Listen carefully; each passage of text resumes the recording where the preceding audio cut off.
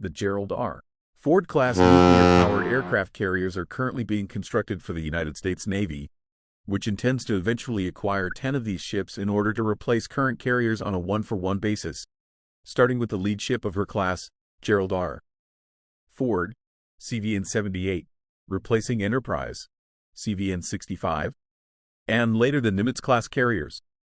The new vessels have a hull similar to the Nimitz class, but they carry technologies since developed with the CVN-X, CVN-21 program, such as the Electromagnetic Aircraft Launch System, EMALS, as well as other design features intended to improve efficiency and reduce operating costs, including sailing with smaller crews. This class of aircraft carriers is named after former U.S.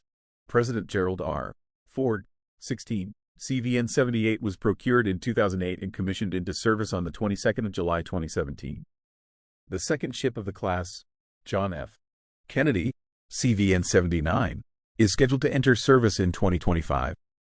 The Electromagnetic Aircraft Launch System, EMALS, launches aircraft by means of a catapult employing a linear induction motor rather than the steam piston used on the Nimitz class.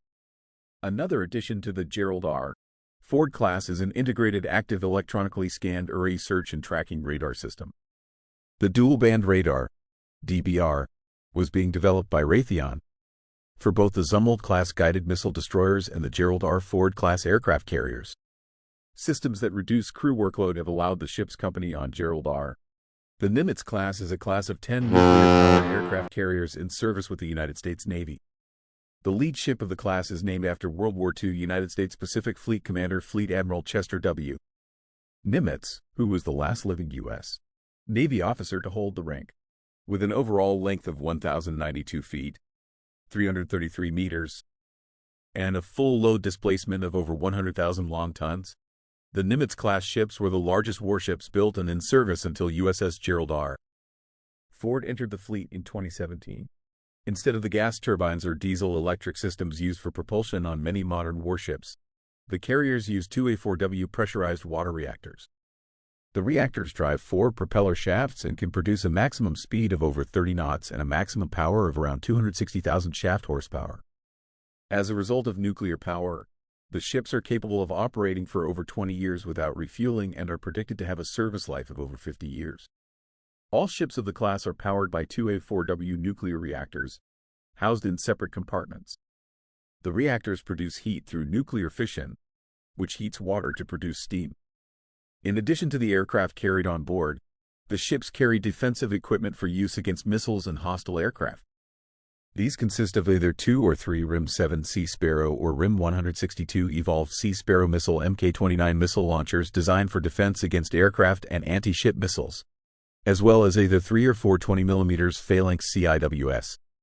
The carriers can accommodate a maximum of 130 F-18 Hornets or 85 to 90 aircraft of different types, but current numbers are typically 64 aircraft. The flight deck is angled at 9 degrees, which allows for aircraft to be launched and recovered simultaneously. This angle of the flight deck was reduced slightly compared to previous carriers, as the current design improves the airflow around the carrier. Chinese aircraft carrier Fujian, named after Fujian Province, is the third aircraft carrier of the Chinese aircraft carrier program and the first of the Type 03 class. It is China's first indigenously designed carrier, and its first capable of catapult-assisted takeoffs, CATOBAR. Previous Chinese carriers used ski jumps, STOBAR. Fujian was built by the Zhongnan Shipyard for the People's Liberation Army Navy plan. The ship is estimated to be 316 meter long, 76 meter wide, and have a full load displacement of 80,000 to 85,000 tons. The flight deck has 3 electromagnetic catapults, EM catapults, and an angled landing area with arresting gear. Fujian's air wing is estimated to include at least 40 fixed-wing aircraft and 12 helicopters. Fujian is powered by conventional steam turbines and diesel generators. Fujian's class was originally designated by observers as Type 02. At the time, the class of the incomplete Shandong was thought to be Type 001A. Shandong was officially confirmed as a Type 02 during commissioning in December 2019. After that, observers began referring to the incomplete Fujian as Type 003. The ship was originally intended to use steam catapults. In 2013, Plan Rear Admiral Yin Zhou reported it would use M catapults, M-catapults prototypes were observed in 2012. The change to M-catapults likely explains the increase in size from previous Chinese carriers. Chinese aircraft carrier Shandong.